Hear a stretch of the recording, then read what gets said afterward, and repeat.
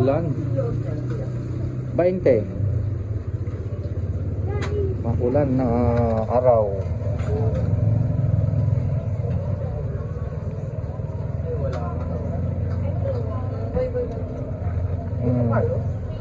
Dati mga sir, ikan yan sir.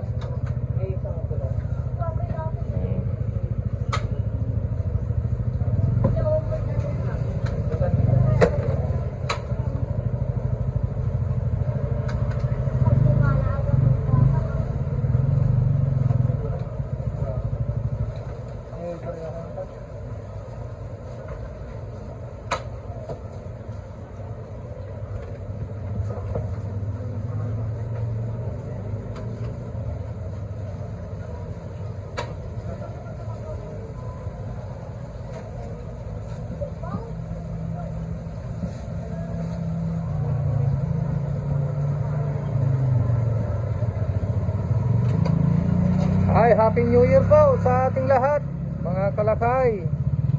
Maulan na bagong taon.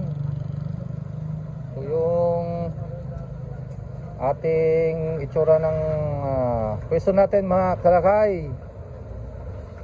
Bakit kaya umuulan? Enero, kala mo July na. May bagyo ba? Ay nako, ano ba yan?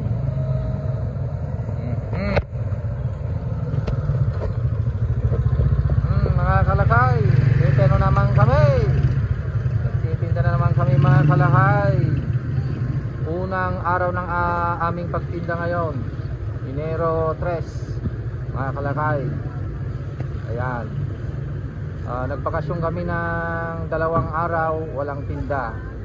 Pero kami noong December 24, nasa Manila na kami hanggang December 27 dahil sa pagkuha namin sa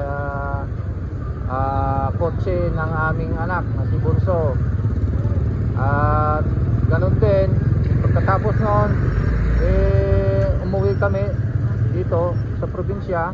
After 1 day, umuwi na naman kami sa Pangasinan, mga kalakay. Kaya halos dire-diretso yung bakasyon namin.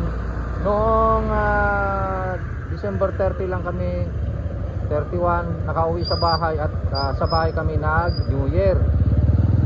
Ayan. Pero yung mga kasama natin kahit nasa bakasyon kami ay nagtitinda pa rin sila, mga kalakay. Dire-diretso yung pagtitinda nila. Kami lang na pamilya ay nagbabakasyon.